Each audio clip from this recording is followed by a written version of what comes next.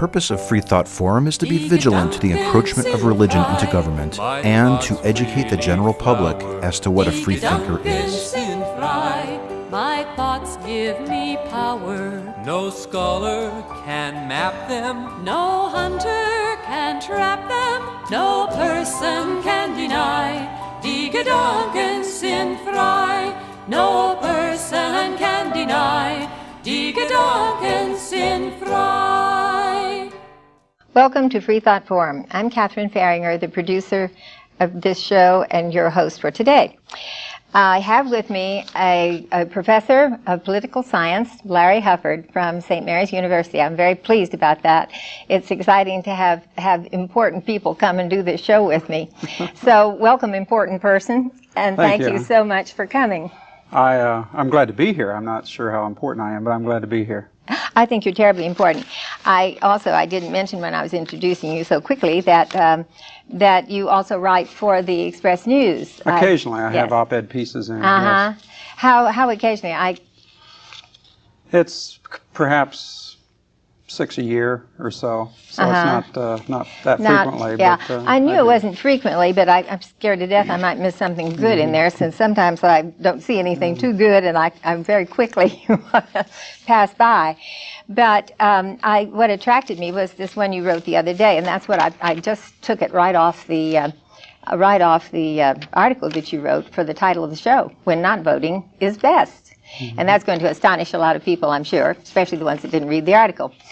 So, and I also took a quote from you, I believe, and so you are also at the end of the show with a little quote on the screen from this article. Okay. So you seem to have a lot of interest. Now, here's the holiday, A Time for Peace, and other things. You stretch pretty far, don't you, on all sorts of interests and. My interests are very broad, yes. And there's nothing that doesn't interest me. So in that sense, I guess I'm a little Tolstoyan.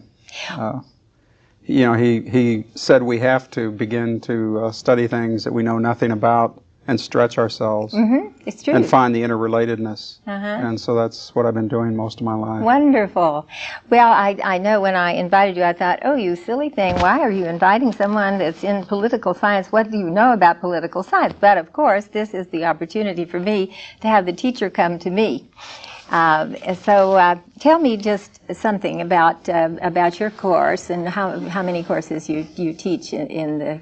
Well, I'm the Director of International Relations, the graduate program in International Relations at St. Mary's, and we have about 58 graduate students in the program. We have a joint JD-IR program, as the law school students can also get a master's in International Relations over a 4-year period. And we're beginning to do some cooperative things. We have a trip.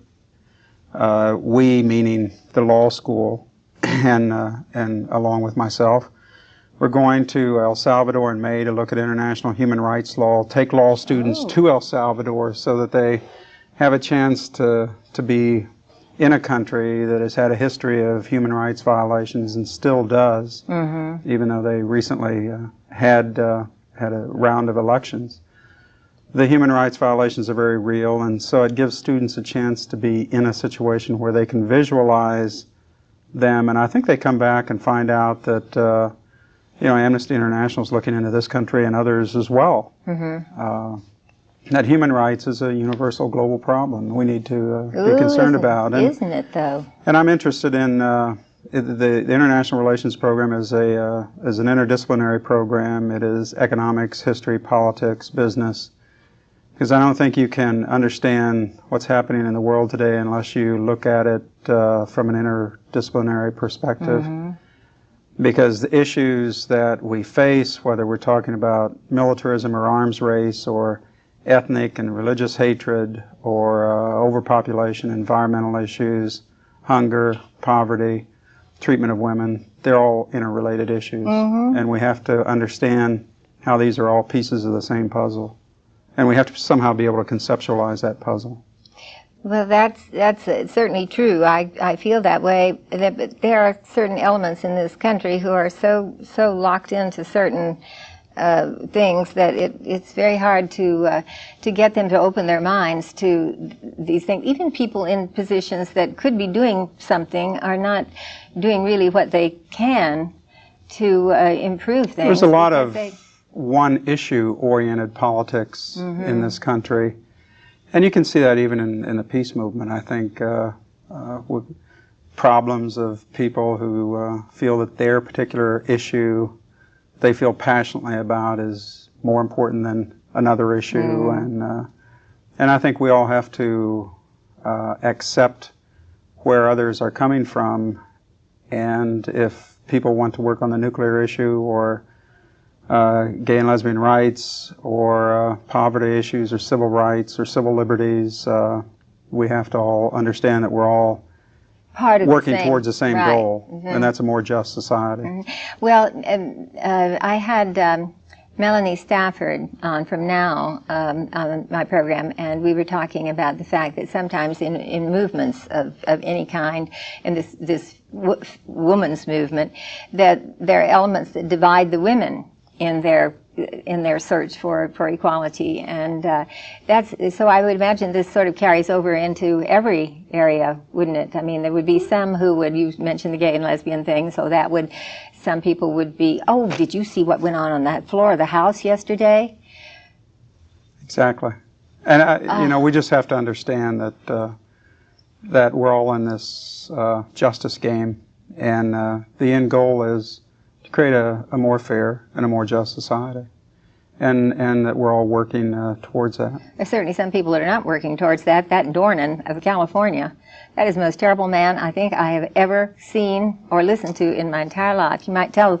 Well, we have a problem in this country today, I think, and that's the politics of hatred.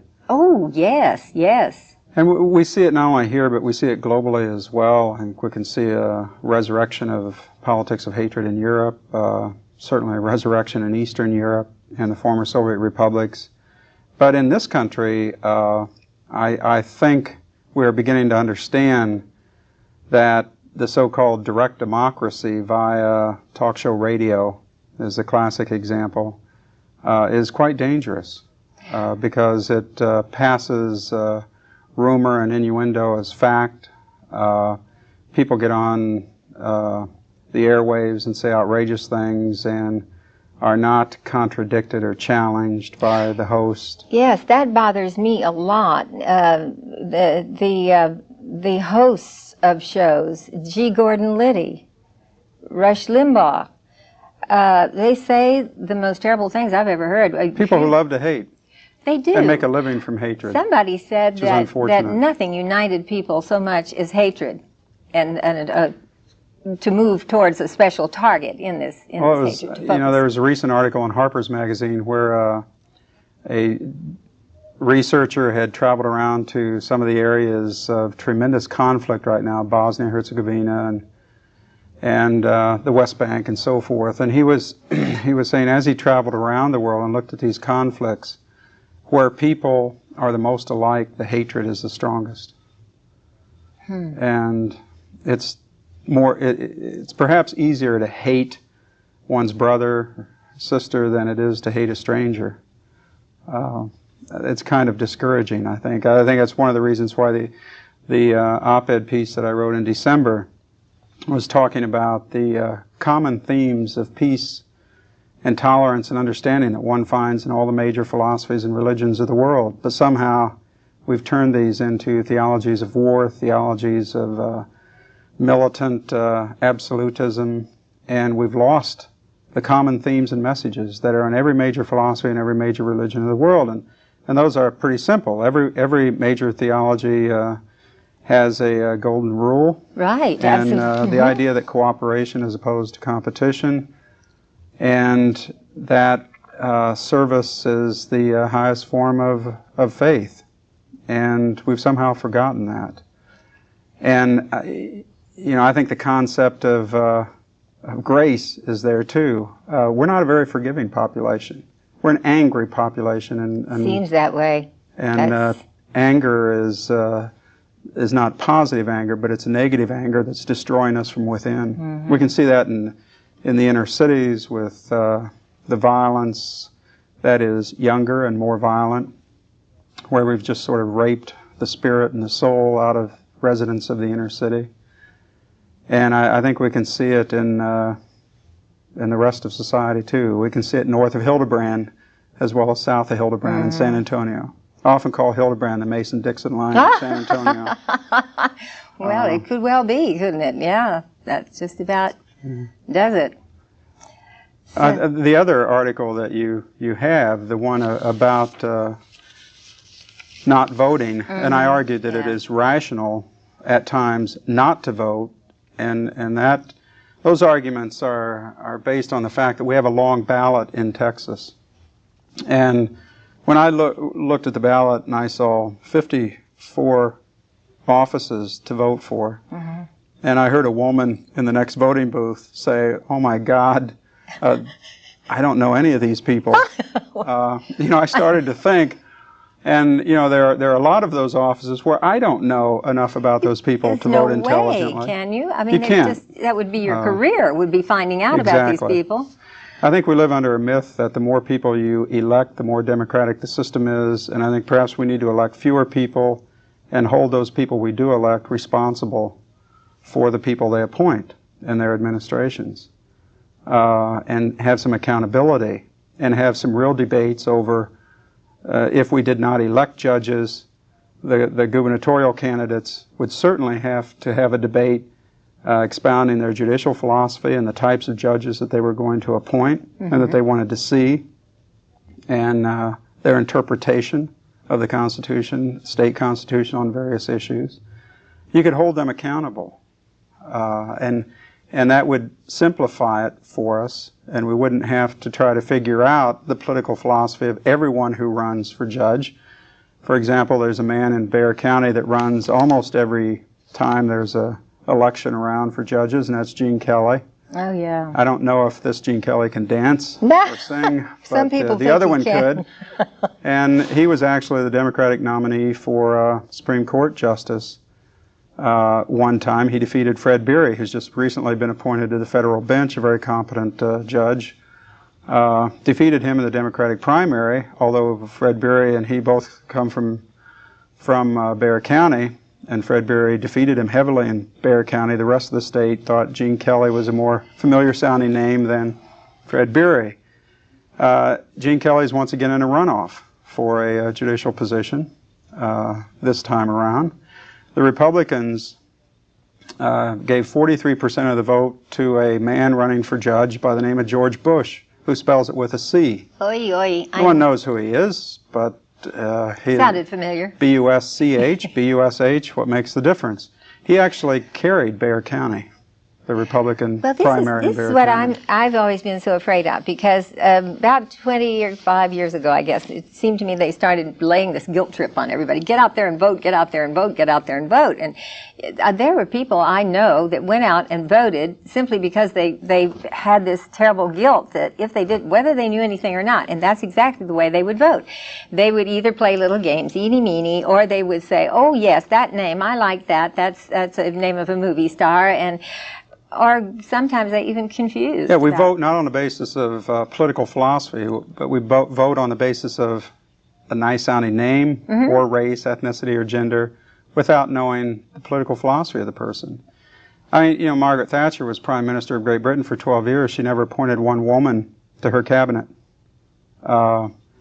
You've got to know the political philosophy of the person.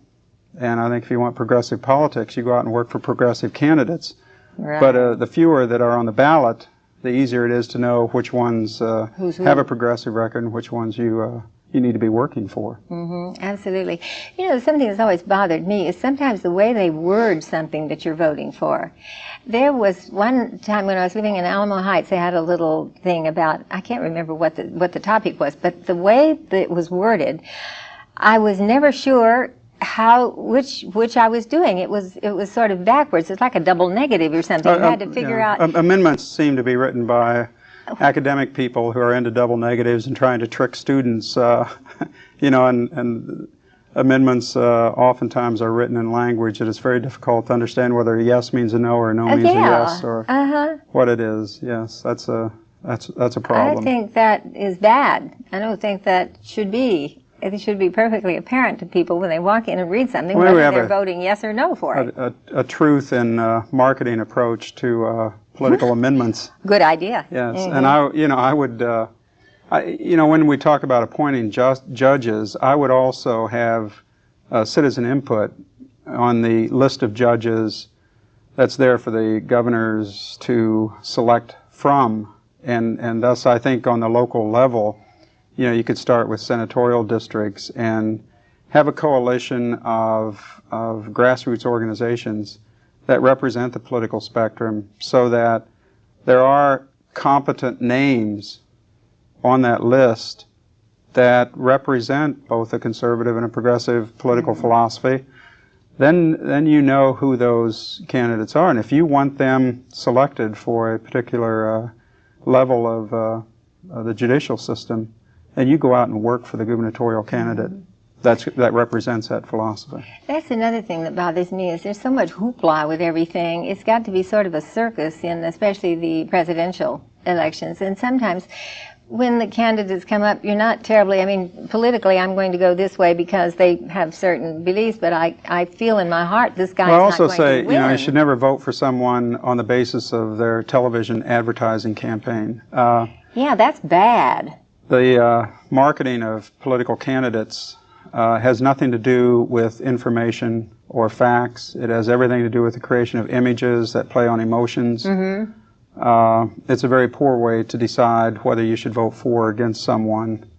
And, I would like to, you get into First Amendment issues here, but I would like to limit political advertising to the candidate himself or herself being forced to appear on the ad, in the ad, and say everything that is said, so that they can't say, look, well, that ad went out before I saw it, happened to see it, and so that they would be responsible, and that no ad would be under a minute because you have to get beyond bumper sticker phrases and images and actually say something. One political consultant one time said the idea of a minute and a half political ads scare me to death because you have to say something substantive. And I thought, wow, a minute and a half. Whiz. Oh, really? Substantive in a minute. When Lincoln and Douglas debated, Douglas stood up and spoke for 4 hours using all of the techniques of rhetoric and debate. And Lincoln stood up and said, my response will be at least 4 hours. I suggest you go home, eat, take a nap, and come back. Which they did. Uh-huh. Now the attention span of a visual society is such that it's not going to listen to 8 hours of political debate in one day. Hardly. Or over one weekend. That's a bit much. We have a politics of entertainment, I think, more than a politics of substance these days. Yeah, you're right. I would like you said, I would like to see less TV advertising.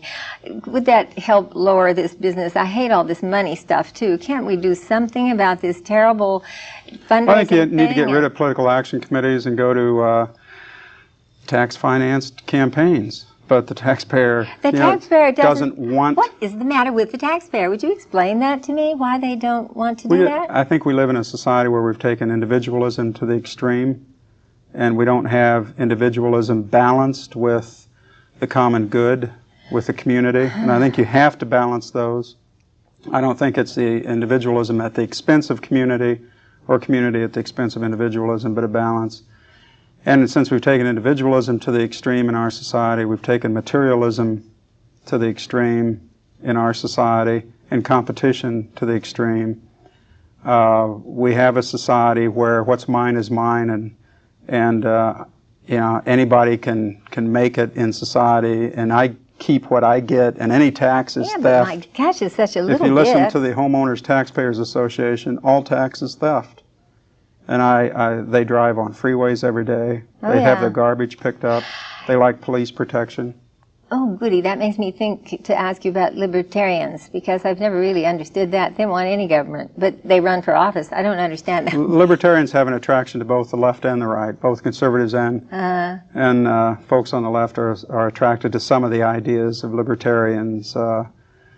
In the area of civil liberties. They usually attract the liberals, and in the area of tax paying, they attract the conservatives, and in terms of government programs and bureaucracies and so forth. So they have that appeal. Well, it just seems strange to me. I was just trying to follow through in how things would work if they actually ever did get in power, in control, and what have somebody in the White House who was a libertarian. What I just don't know how things will go. I don't think it's going to happen. They so I don't think we have to worry They don't like about it. public schools. Well, they complain all the time too about not being covered by the media, but they don't like public schools. Neither does the far right. They're trying to work that into all Christian school thing. Yeah, That's I mean, the public schools are. The intention is to promote the civic culture, to promote a sense of community, to promote tolerance, to promote understanding. If all the different denominations go to their own denominational schools, there will be no understanding. I can remember even in 1960, the minister in the church which I was raised saying, elect a Catholic to the presidency and the Pope will run the country. My wife, who happens to be Catholic, said she was raised saying Protestants don't believe in Jesus Christ. No understanding whatsoever. She has people in her class. My wife teaches, Linda teaches now, and she has people in her class who are Christian, Jewish, Hindu, Muslim, has taught over the years the full rainbow of religion and denominationalism. And the public schools are where we break down those barriers and find that what it means to be human is the same for all of us. right. We're losing that. I know, and it's scary. And it's scary the way they're working the school board thing, too. Well, the Republican Party is now faced with a very well organized, concerted effort on the part of the Christian right to take over the party. They did a very good job in recent precincts after the primary. And they're very well organized for school board elections, which, in school board elections you get 3 to 5% of the eligible electorate turning out. You don't have to be very well organized to win those seats. Right. But they can do an awful lot of damage once they have the power. I know, they had such a problem with that. In promoting an absolutist perspective that my view of religion happens to be the only acceptable view, and if you don't accept it, there's something wrong with you. Remember a situation in Fort Worth not too long ago where the religious right was organized to go into the classroom on the first day and ask whether or not the teachers accepted Jesus Christ as their Savior. American Airlines had just moved their headquarters not too long ago to Dallas-Fort Worth area, and some of the teachers were spouses of folks who work for American Airlines. Many of them happen to be Jewish, and the Jewish teachers responded, well, in fact, I don't. And the students were then asked to be transferred to another teacher. So that's the intolerance. That's the hatred that's being promoted. Well, I look at a lot of these things, Pat Robertson, and I kind of like to monitor. I can stand only so much of it, but I noticed that he is... That's, by the way, that's televangelist. That's religion as entertainment. I talked about politics as entertainment. We have news as entertainment. And that's religion as entertainment. When Connie Chung spends 2 weeks with Tanya Harding. Oh, gosh. That's a problem. And calls herself a serious journalist. And you can't tell the difference between Entertainment Tonight and the CBS News. And then we have religion as entertainment, too. At what point in time does the minister become entertainer? So that's a real problem. The entertainment field pays so well. Certainly does. Certainly does. Indeed.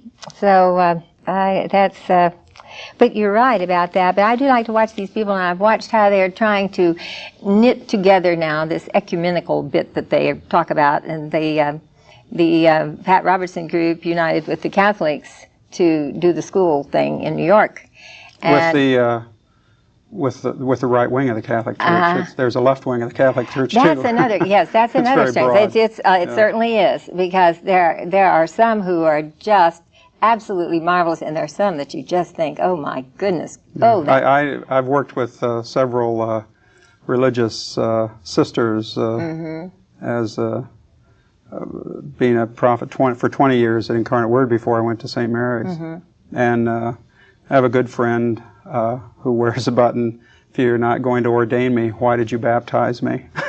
and belongs to groups that do give the bishops an awfully hard time, especially when the all-male body's trying to write a pastoral letter on the status of women in the church. Yeah, don't you love that? I swear, men just can't stay out of women's lives, can they? They've got to run them everywhere. Well, it's there was a man in England, I guess a Catholic, because he said he made terrible statements about when the Church of England ordained those, however many it was, 47 or something women. Made outrageous statements about that, and I mean talked violently. Again, we're getting into. I've done a lot of reflection the last year. And I wrote an op-ed column on Martin Luther King Day, which sort of hit upon this reflective period I'm in, because I'm really a child of the 60s, and it was my generation that was going to resolve the problems of poverty and war and racism. We weren't aware of sexism in the 1960s, unfortunately. That we had to be drugged, kicking and screaming to an awareness of sexism, and I say that very honestly. And that's why it was so important to me to work around liberated nuns who helped drag me, along with my spouse, into an understanding of sexism and feminism. But my generation obviously failed, and I think it's time for those of us who are my age to really think about why we failed and what went wrong, because I think we're moving backwards. And after making some progress, we're moving backwards in race relations and in sexism, issues of sexism and militarism. The end of the Cold War has not brought nirvana. And the conflicts are localized, but they are very vicious. It is very terrible. The whole scene is rather awful overall, worldwide. It's depressing. I must say, that's the understatement of the year, depressing. But I don't see how, with such a population explosion, that these Norman things Cousins, the eminent humanist Norman Cousins, said, no human being could possibly know enough to be a pessimist. And I try to tell my students that no matter how much information I may give you that seems to be, overwhelming and depressing, no human being could possibly know enough to be a pessimist. The human spirit is amazing, isn't it? And the regenerative abilities of both humans and the earth it's remarkable, and it's something that I think gives us hope. We have to be people of hope. The only thing that's bothering me is the population explosion, and I do think that's causing troubles in all of these areas that we talked about. And it's interrelated with a lot of issues. Cultural, religious, sexism, issues of hunger. The population explosion is one related to economic development and so forth. Well, on that we'll have to say goodbye, and we have run out of time, and I do hope that Professor Hufford will come again sometime and we can talk some more. I've learned a lot. I want to take your class. It sounds grand. I'm not smart. I think as I please, and this gives me pleasure. My conscience decrees, this right I must treasure. My thoughts will not cater to duke or dictator, no person can